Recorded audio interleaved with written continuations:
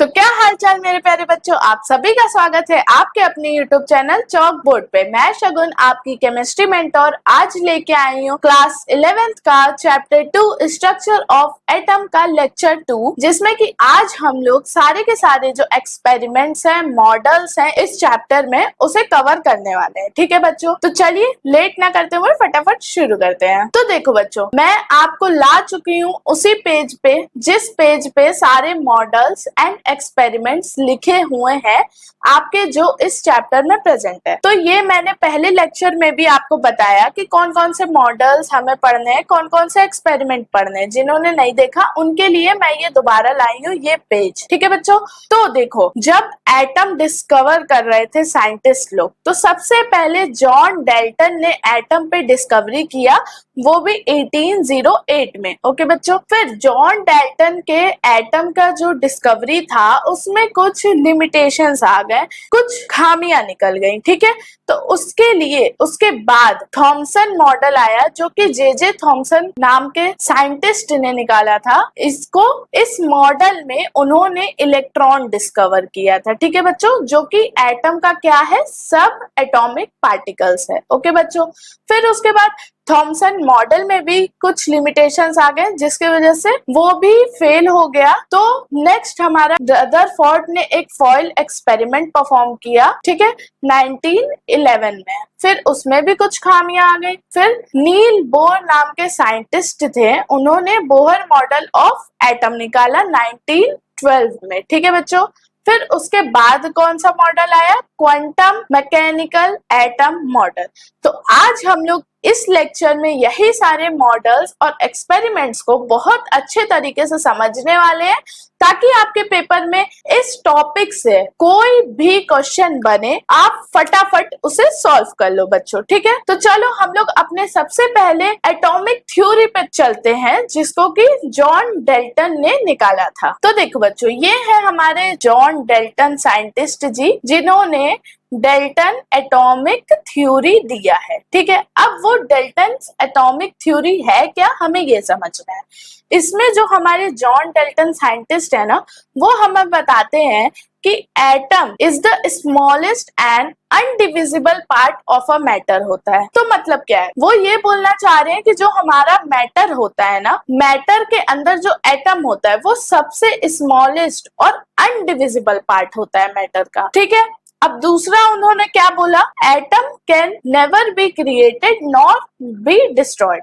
तो मतलब क्या है, ये देखो मास पे भी था, मास can neither be created nor be destroyed, तो वैसे ही एटम में भी है, atom can never be created nor be destroyed. ठीक है बच्चों, फिर उसके बाद तीसरा क्या था, atom of same element has same properties. तो उन्होंने क्या कहा कि एटम जो सेम एलिमेंट से मिलके बने हैं उनके सेम प्रॉपर्टीज भी होते हैं। ये इनका तीसरा स्टेटमेंट था।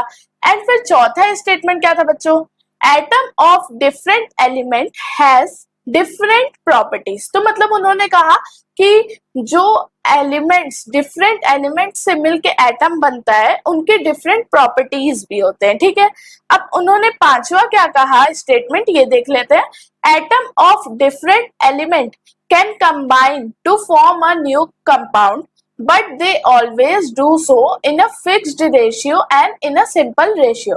तो उन्होंने बताया कि जो भी एटम डिफरेंट एलिमेंट से कंबाइन करके एक न्यू कंपाउंड बनाते हैं, तो उसमें क्या होता है, उसमें ये होता है कि उनका जो कंपाउंड बनता है वो कोई फिक्स्ड रेशियो में बनता है, या सिंपल रेशियो कह सकते हो उसे। ठीक है, अब एग्जांपल बच्चों मैं क्या ले लूं, एक एग्जांपल आपका हो सकता है H2O का बच्चों, ठीक है, और दूसरा एग्जांपल हो सकता है H2O2 का। अब यहाँ पे देखो सिंपल रेशियो कैसे, यहाँ पे रेशियो क्या बन रहा है बच्चों, 2:1। ठीक है, अब H2O2 का क्या रेशियो बन रहा है बच्चों, 2:2। अब इनका कहने का मतलब ये है ना कि जो भी कंपाउंड फॉर्म हो रहा है उसका बहुत फिक्स्ड रेशियो होगा, सिंपल रेशियो होगा, मतलब बहुत ज्यादा रेशियो नहीं होगा। लाइक दैट मान लो आपका हो गया 11 रेशियो 24, ऐसे रेशियोज नहीं होंगे कभी भी, ठीक है। ये आपका रॉन्ग हो जाता है, ऐसे रेशियोज कभी भी नहीं होंगे, उन्होंने ये कहा, ठीक है। अब इनके जो एटॉमिक थ्योरी है इसमें कुछ लिमिटेशंस आ गए, मतलब इसमें वो कुछ चीजें नहीं बता पाए, तो अब हम लोग उनको देख लेते हैं। अब हम लोग देखेंगे limitations of Dalton's atomic theory. तो जो ये साइंटिस्ट है ना, इन्होंने एटॉमिक थ्योरी तो बहुत अच्छा दिया, पर उसमें कुछ कमियां रह गई, उसमें कुछ खामियां रह गई। अब क्या कमियां रह गई ये देख लेते हैं। Atom is not the smallest and not the indivisible part of matter because it divides into smaller constituent which are electron, proton and neutron। तो देखो बच्चों, जो उनका पहला स्टेटमेंट था कि एटम सबसे स्मॉलेस्ट पार्टिकल है और अनडिविजिबल पार्ट है, तो वो उनका स्टेटमेंट रॉन्ग प्रूफ हो गया। कैसे? क्योंकि जो हमारे एटम है वो भी स्मॉलर कंस्टिट्यूएंट में डिवाइड होता है, like electron, proton and neutron. ठीक है बच्चों, मैंने पिछले लेक्चर में एटम को बहुत अच्छे तरीके से समझाया है, तो जो बच्चे एटम का पहला लेक्चर नहीं देखे हैं इस चैप्टर का, वो जाके फटाफट वो लेक्चर देखो बच्चों, ठीक है। अब दूसरा देख लेते हैं क्या लिमिटेशन है। Atom of same element has same properties but isotopes contradicts the statement. तो देखो बच्चों, उन्होंने ये बोला था ना कि एटम जो सेम एलिमेंट से मिलके बने होते हैं उनका सेम प्रॉपर्टीज भी होता है, बट आइसोटोप्स जो है हमारा वो कंट्राडिक्ट कर देता है इस स्टेटमेंट को, मतलब गलत प्रूफ कर देता है। कैसे? Isotopes have same atomic number but different atomic mass. तो जो हमारे आइसोटोप्स में एलिमेंट्स आते हैं, जो एटम्स आते हैं, उनके सेम एटॉमिक नंबर तो होते हैं बट डिफरेंट एटॉमिक मास होता है, जिसकी वजह से हमारा ये स्टेटमेंट भी रॉन्ग प्रूफ हो गया। चल अब तीसरा देख लेते हैं क्या लिमिटेशन है बच्चों। Atoms of different elements have always different properties but it has been discovered that atoms of different elements also sometimes have the same mass। तो देखो, उन्होंने ये भी तो बोला था कि एटम जो डिफरेंट एलिमेंट से मिलके बनते हैं उनका हमेशा डिफरेंट प्रॉपर्टीज भी होता है, बट ऐसा नहीं है। ये बहुत पहले कई सारे साइंटिस्ट निकाल चुके हैं कि एटम जो डिफरेंट एलिमेंट्स से मिलके बने होते हैं उनका बहुत बार देखा गया है कि सेम मास होते हैं, ठीक है। मतलब डिफरेंट एलिमेंट तो होते हैं पर डिफरेंट प्रॉपर्टीज हर बार रहना जरूरी नहीं है, कभी कभी same mass and same properties भी हो जाते हैं बच्चों, ठीक है। तो ये थे हमारे पहले, जो जॉन डाल्टन ने हमारा पहला एटॉमिक थ्योरी निकाला था उसका स्टेटमेंट्स एंड लिमिटेशंस। तो बच्चों देखो, ऐसे ही आपको सारे थ्योरी एंड सारे एक्सपेरिमेंट एंड सारे मॉडल्स का पहले ये समझना है कि वो मॉडल है क्या, फिर उन साइंटिस्ट से क्या गलती हो गई, मतलब लिमिटेशंस देखना है, ठीक है बच्चों। तो पहला हमारा डाल्टन्स एटॉमिक थ्योरी यहाँ कंप्लीट होता है। अब फटाफट चलते हैं थॉमसन मॉडल पे। तो अब हम आ जाते हैं थॉमसन्स मॉडल ऑफ एटम पे। अब थॉमसन्स मॉडल ऑफ एटम कौन डिस्कवर किया था? जे थॉमसन ने। इसमें उन्होंने इलेक्ट्रॉन का खोज किया था, ठीक है बच्चों। उन्होंने एटम को कंपेयर किया था वाटरमेलन के साथ। क्या मैम, एटम को वाटरमेलन के साथ? ऐसा कैसे हो सकता है? वाटरमेलन को एटम के साथ कैसे ये साइंटिस्ट जो हमारे हैं वो कैसे कंपेयर कर सकते हैं? मैं बताती हूँ बच्चों। उन्होंने कहा कि जो हमारा एटम है, ठीक है, उसमें क्या क्या प्रेजेंट होता है? Electron, proton and neutron present होता है। उन्होंने कहा कि आप एक वाटरमेलन को देख लो, तो वाटरमेलन में क्या होता है, ये जो सीड्स होते हैं उसमें ब्लैक कलर के, वो सीड्स इलेक्ट्रॉन्स होते हैं, जैसे कि एटम में पूरा इलेक्ट्रॉन का क्लाउड होता है, ठीक है। और उन्होंने ये कहा कि जो वाटरमेलन में रेड जूसी पार्ट होता है वो हमारा पॉजिटिव चार्ज होता है, मतलब प्रोटॉन होता है, ठीक है बच्चों। तो उन्होंने ये चीज कहा वाटरमेलन से कंपेयर करके एटम को। अब ये मॉडल कहता क्या है, यहाँ पे मैंने लिखा है, ये समझो। This model proposed that an atom is considered as a positively charged sphere in which positive charges proton are uniformly distributed over the atoms and electrons are embedded in। तो उन्होंने बताया कि ये मॉडल जो है हमारा, इसमें ये वो कहना चाह रहे हैं कि जो हमारा एटम होता है उसको कंसीडर किया गया है कि वो पॉजिटिवली चार्ज स्फीयर होते हैं, ठीक है, जिनमें कि प्रोटॉन्स प्रेजेंट होते हैं, वो यूनिफॉर्मली डिस्ट्रीब्यूटेड होते हैं पूरे एटम्स में, ठीक है, और इलेक्ट्रॉन्स आर एम्बेडेड, मतलब इलेक्ट्रॉन्स उसमें एम्बेडेड होते हैं। सिंपल भाषा में उन्होंने कहा कि हमारा जो एटम होता है वो पॉजिटिवली चार्ज स्फीयर होता है जिसमें ज्यादातर पॉजिटिव चार्जेस प्रेजेंट होते हैं और उसमें इलेक्ट्रॉन्स एम्बेडेड होते हैं, ठीक है, उन्होंने ये कहा। तो ये था हमारा overall Thomson's model of atom, ठीक है बच्चों। अब हम लोग इसके बारे में और अच्छे से पढ़ेंगे, ठीक है, जे थॉमसन क्या कहना चाह रहे थे हम और अच्छे से आपको एक्सप्लेन करते हैं। तो देखो बच्चों, सबसे पहला पॉइंट पढ़ लो, an atom resembles a sphere of positive charge with electrons present inside the sphere। तो एटम जो होता है वो रिसेंबल किया गया है एक स्फीयर में जिसमें पॉजिटिव चार्ज है और उसके साथ इलेक्ट्रॉन्स भी प्रेजेंट है इनसाइड द स्फीयर, ठीक है बच्चों। पहला पॉइंट ये था। दूसरा पॉइंट क्या है, the positive and negative charge is equal in magnitude, मतलब जो हमारे पॉजिटिव चार्ज हैं और जो हमारे नेगेटिव चार्जेस है, मतलब प्रोटॉन्स एंड इलेक्ट्रॉन्स, वो इक्वल है मैग्नीट्यूड में, ठीक है। And therefore an atom has no charge as a whole and it's electrically neutral. तो देखो बच्चों, वो क्या कहना चाह रहे हैं, अगर पॉजिटिव चार्ज और नेगेटिव चार्ज इक्वल है, मान लो यहाँ पे मैं आपको समझाती हूँ, पॉजिटिव चार्ज इक्वल है हमारे नेगेटिव चार्ज के, तो ये क्या हो जाएंगे, आपस में कट हो जाएंगे, और आपस में कट हो जाएंगे तो हमारा एटम क्या बन जाएगा बच्चों, न्यूट्रल बन जाएगा, क्योंकि उसके पास कोई चार्जेस ही नहीं बचेंगे तो वो न्यूट्रल हो जाएगा। बस यही कह रहा है इसमें, ठीक है, कि हमारा अगर पॉजिटिव और negative charge equal in magnitude है तो एटम के पास कोई चार्ज नहीं बचेगा और वो इलेक्ट्रिकली न्यूट्रल हो जाएगा, ठीक है बच्चों। अब लास्ट पॉइंट देखते हैं, This Thomson's atomic model resembles a spherical plum pudding as well as watermelon। देखो बच्चों, जो हमारा थॉमसन्स मॉडल है उसको रिसेंबल किया है स्फेरिकल।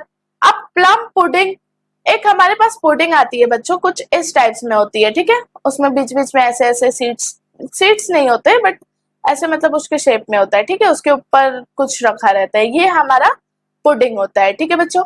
तो उन्होंने कंपेयर किया है, मतलब बोला है कि ये मॉडल प्लम पुडिंग भी कहलाता है और वाटरमेलन मॉडल भी कहलाता है। It is compare to the watermelon. तो इसको क्यों वाटरमेलन से कंपेयर किया गया ये देख लेते हैं, क्योंकि because the red edible part of a watermelon was compared to the sphere having a positive charge। तो उन्होंने कहा जो हमारे पास वाटरमेलन का रेड पार्ट होता है वो क्या होता है, पॉजिटिव चार्ज रखता है अपने पास। जैसे कि मैं बताती हूँ, इस वाटरमेलन में ये जो हमारे पास रेड पार्ट्स है ना, इसमें ये पॉजिटिव चार्ज रखता है, मैंने पहले ही बता दिया था, रेड जूसी पार्ट हमारा पॉजिटिव चार्ज रखता है, ठीक है। फिर and the black seed filling the watermelon looks the similar to the electron inside the sphere. तो मतलब ये जो ब्लैक सीड्स हैं बच्चों, ये जो इतने सारे ब्लैक सीड्स दिख रहे हैं वो इलेक्ट्रॉन की तरफ बिहेव करते हैं। उनका मॉडल यही था, जे थॉमसन ने थॉमसन मॉडल ऑफ एटम में यही वाटरमेलन को कंपेयर किया था एटम के साथ और बताया था एटम के बारे में, ठीक है बच्चों। तो अब उनके मॉडल में क्या लिमिटेशंस आ गई, अब ये देखते हैं। Limitations of Thomson's model of atom देख लेते हैं। अब सबसे पहले क्या है हमारे पास, पहला point, Thomson's atomic model failed to explain how the positive charge holds on the electron inside the atom। तो वो फेल हो गए एक चीज एक्सप्लेन करने में उस मॉडल में कि कैसे पॉजिटिव चार्ज इलेक्ट्रॉन्स को होल्ड किया है एटम के अंदर, ठीक है बच्चों। अब दूसरा पॉइंट क्या है, it also failed to explain an atom's stability. तो वो ये भी एक्सप्लेन करने में फेल हो गए, क्या चीज, एटम की स्टेबिलिटी को एक्सप्लेन करने में वो फेल हो जाते हैं, वो उनका दूसरा लिमिटेशन था बच्चों। अब तीसरा देख लो and last, The theory did not mention anything about the nucleus of an atom. तो हमें पता है कि एटम के अंदर न्यूक्लियस होता है, न्यूक्लियस के अंदर प्रोटॉन एंड न्यूट्रॉन होते हैं, बट इस थ्योरी में न्यूक्लियस के बारे में तो कोई बात ही नहीं किया जे थॉमसन ने, राइट। तो इसलिए भी उनका ये जो थॉमसन्स मॉडल ऑफ एटम है ये फेल हो जाता है बच्चों, ठीक है। तो अब हम लोग चलेंगे अगले एक्सपेरिमेंट की तरफ, जो कि है रदरफोर्ड फॉयल एक्सपेरिमेंट। तो अब हमें देखना है Rutherford nuclear model of atom. ये हमारा एटम का थर्ड मॉडल है, जिसको कि डिस्कवर किया रदरफोर्ड नाम के साइंटिस्ट ने, ठीक है बच्चों। उन्होंने क्या किया था, एक सेटअप तैयार किया था, जो कि आपको इस गिवन फिगर में दिख रहा होगा। एक लीड बॉक्स में उन्होंने रेडियो एक्टिव सब्सटेंस रखा था, जिससे क्या हो रहा था, अल्फा पार्टिकल्स निकल रहे थे। वो अल्फा पार्टिकल्स सामने जाके गोल्ड फॉइल पे टकरा रहे थे। गोल्ड फॉइल उन्होंने ही रखा था वहां, और गोल्ड फॉइल के अगल बगल क्या था, डिफ्लेक्शन स्क्रीन था। तो जो अल्फा पार्टिकल्स थे ना, most of the alpha particles went straight. ज्यादातर जो अल्फा पार्टिकल्स थे वो स्ट्रेट ही चले जा रहे थे उस गोल्ड फॉइल से, ठीक है। लेकिन वेरी फ्यूज गेट डिफ्लेक्टेड, मतलब उनमें से कुछ कुछ डिफ्लेक्ट भी हो रहे थे, मतलब दोबारा आ जा रहे थे, रिटर्न इन द सेंस, ठीक है बच्चों। अब यहाँ पे क्या लिखा है, 1 in 2000 डिफ्लेक्टेड बैक, मतलब अगर 2000 अल्फा पार्टिकल्स स्ट्रेट जा रहे हैं तो उसमें से एक ही अल्फा पार्टिकल हमारा डिफ्लेक्ट हो रहा है दोबारा, ठीक है बच्चों। अब उनके पोस्टुलेट्स क्या थे ये देख लेते हैं इस एक्सपेरिमेंट के। तो most of the space empty थे, मतलब उधर जितने भी स्पेस थे वो ज्यादातर एम्प्टी थे, खाली थे, ठीक है बच्चों। फिर most of the mass and positive charge is concentrated in small reason called nucleus. तो ज्यादातर जो मास और पॉजिटिव चार्ज था वो कंसंट्रेटेड था एक स्मॉल रीजन पे, और वो स्मॉल रीजन क्या कहलाता है, हमारा न्यूक्लियस, ठीक है बच्चों। अब थर्ड पॉइंट क्या है बच्चों, ये देख लो, nucleus is surrounded by electrons revolving in circular path called as orbit. तो जो हमारा न्यूक्लियस था वो सराउंडेड किससे था, इलेक्ट्रॉन से, और इलेक्ट्रॉन रिवॉल्व कर रहे थे एक सर्कुलर पाथ में। उस सर्कुलर पाथ को क्या कहते हैं, जिसपे इलेक्ट्रॉन रिवॉल्व कर रहा था, उसे हम लोग कहते हैं ऑर्बिट, ठीक है बच्चों। तो ये कुछ पोस्टुलेट्स थे, उनको याद रखना, और ये हमारा सेटअप था रदरफोर्ड का। तो देखो बच्चों, ये जो 3 मॉडल्स हमने पढ़े, ठीक है, अभी इसके लिमिटेशन बता रही हूँ, उससे पहले मैं कुछ बताना चाहती हूँ। ये 3 मॉडल जो हमने पढ़ा, ये 3 मॉडल आप क्लास 9th में ही पढ़ चुके हो, बहुत पहले ही पढ़ चुके हो। तो ये कोई भी टीचर आपको 11th में नहीं पढ़ाएगा, क्योंकि इसके बाद के 2 मॉडल्स, 2 थ्योरीज मेन है, वही आपके 11th के बेस के हैं, ठीक है बच्चों। तो इतना मैंने आपका बेसिक्स पढ़ा है, ठीक है। तो ये क्लास बस बेसिक्स का रहने वाला है, आपको बेसिक क्लियर करना है। तो वो 2 मॉडल मैं आगे पढ़ाऊंगी, क्योंकि उन 2 मॉडल्स के बीच में बहुत सारे टॉपिक्स हैं, बहुत सारे इंपॉर्टेंट टॉपिक्स हैं, तो वो कवर करते चलूंगी आगे के लेक्चर में, ठीक है। तो इसके बाद हम लोग देख लेते हैं Rutherford nuclear model of atom का लिमिटेशन। तो देखो बच्चों, limitations of Rutherford's model of atom क्या है, लिमिटेशंस कैसे हैं। जब हमारे मैक्सवेल एक साइंटिस्ट थे, उन्होंने इलेक्ट्रोमैग्नेटिक थ्योरी निकाला, तो उसके अकॉर्डिंग हमारा रदरफोर्ड मॉडल ऑफ एटम में कुछ लिमिटेशंस आ गए, ठीक है। तो यहाँ पे पढ़ लेते हैं। According to Maxwell electromagnetic theory, उन्होंने क्या बोला कि जो चार्ज पार्टिकल्स थे, मतलब क्या लिखा है इधर, charge particles when accelerated emit energy in form of electromagnetic radiation. तो जो हमारे चार्ज पार्टिकल्स थे वो एक्सेलरेट हो रहा था और एमिट कर रहा था क्या, एनर्जी, किस फॉर्म में, इलेक्ट्रोमैग्नेटिक रेडिएशन के। तो मैम ये इलेक्ट्रोमैग्नेटिक रेडिएशन क्या होता है, ये तो हमने नहीं पढ़ा क्लास 9th में, हमें बताइए। तो बच्चों जरूर मैं अगले लेक्चर में इसी पे पूरा बेस्ड जो आगे के हमारे टॉपिक्स है उनको लेके आऊंगी, तब आप समझना। अभी बस समझ लो कि लिमिटेशन बोल क्या रहा है, ठीक है। इलेक्ट्रोमैग्नेटिक रेडिएशन भी इसी चैप्टर में मैं आपको बता दूं कि आपको क्लियर हो जाएगा। तो सेकेंड पार्ट हम लोग देख लेते हैं बच्चों। Revolving electron would lose energy and finally fall into nucleus. तो क्या होता है, जो रिवॉल्व करता रहता है हमारा न्यूक्लियस पे इलेक्ट्रॉन, वो ऑर्बिट्स पे, ठीक है, तो वो क्या हो जाता है, उनके जब एनर्जी लूज हो जाते हैं तो वो गिर जाते हैं हमारे जाके किस पे, न्यूक्लियस पे। ठीक है, अब तीसरा क्या था limitation, failed to explain stability of atom. तो ये यहाँ पे फेल हो गए, उन्होंने स्टेबिलिटी ऑफ एटम को डिफाइन नहीं कर पाया। ठीक है बच्चों, तो ये 3 लिमिटेशंस थी रदरफोर्ड मॉडल ऑफ एटम की। अब हम लोग आगे के कुछ टॉपिक्स देख लेते हैं। देखो बच्चों, ये कुछ इंपॉर्टेंट टॉपिक्स है, इनके बारे में आपको पता होना जरूरी है। ठीक है, तो सबसे पहला हमारा टॉपिक आता है एटॉमिक नंबर का। तो हमें समझना है एटॉमिक नंबर क्या होता है। एटॉमिक नंबर हमारा इक्वल होता है नंबर ऑफ प्रोटॉन्स के। ठीक है बच्चों, और इसको डिनोट करते हैं हम लोग Z से। तो कभी भी क्वेश्चन में आपको बोलेगा कि एटॉमिक नंबर निकाल के दिखाओ, तो आप नंबर ऑफ प्रोटॉन्स लिख देंगे। ठीक है, अब दूसरा देख लेते हैं हम लोग क्या है, मास नंबर। तो मास नंबर क्या होता है बच्चों, number of proton plus number of neutron करोगे तो आपका मास नंबर आ जाता है, और मास नंबर को हम लोग डिनोट करते हैं कैपिटल A से। अब देखो यहाँ पे एक चीज समझने वाली बच्चों ये है ना बात, कि यहाँ पे मान लो X करके एक एलिमेंट है। ठीक है बच्चों, तो ऊपर हमारा रहेगा मास नंबर और नीचे हमारा रहेगा एटॉमिक नंबर। हमेशा कोई भी एलिमेंट में ऊपर राइट साइड में मास नंबर लिखाता है और नीचे राइट साइड में एटॉमिक नंबर दिखाता है। ठीक है बच्चों, और एक और चीज बताना है मुझे आपको, अगर आप mass number minus atomic number आप करते हो तो आपको मिल जाता है नंबर ऑफ न्यूट्रॉन। ठीक है, अब ये कहाँ से मैम आपने बता दिया कि अगर मास नंबर माइनस करते हैं हम लोग एटॉमिक नंबर से तो कैसे आपका नंबर ऑफ न्यूट्रॉन निकल जा रहा है। तो बच्चों देखो, मास नंबर का फॉर्मूला देखो और उसको रीअरेंज करो, तो बताओ जब हम लोग माइनस करेंगे मास नंबर को एटॉमिक नंबर से तो क्या हमारा नंबर ऑफ न्यूट्रॉन नहीं निकलेगा?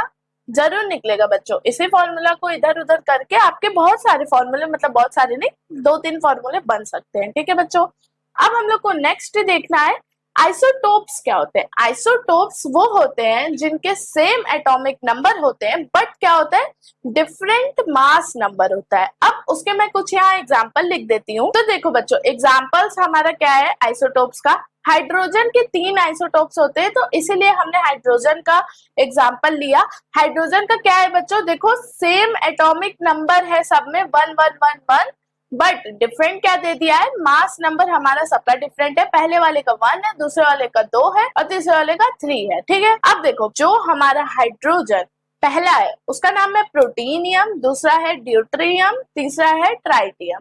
ठीक है बच्चों, तो यहाँ पे देखो बच्चों, अब हम लोग बात कर लेते हैं आइसोबार्स की। आइसोबार्स में जस्ट अपोजिट हो जाता है आइसोटोप्स का। आइसोटोप्स में हमारा सेम एटॉमिक नंबर कैरी करता था, डिफरेंट मास नंबर रखता था, बट यहाँ पे क्या है बच्चों, सेम मास नंबर कैरी करेगा बट डिफरेंट एटॉमिक नंबर रखेगा। अब यहाँ पे मैं एक एग्जांपल ले लेती हूँ ताकि आपको अच्छे से समझ में आ जाए। तो देखो बच्चों, आपके examples like argon and calcium. ठीक है, आर्गन का और कैल्शियम का मास नंबर तो सेम है 40-40, बट डिफरेंट एटॉमिक नंबर है। मतलब आर्गन का हमारा 18 है और कैल्शियम का हमारा 20 है।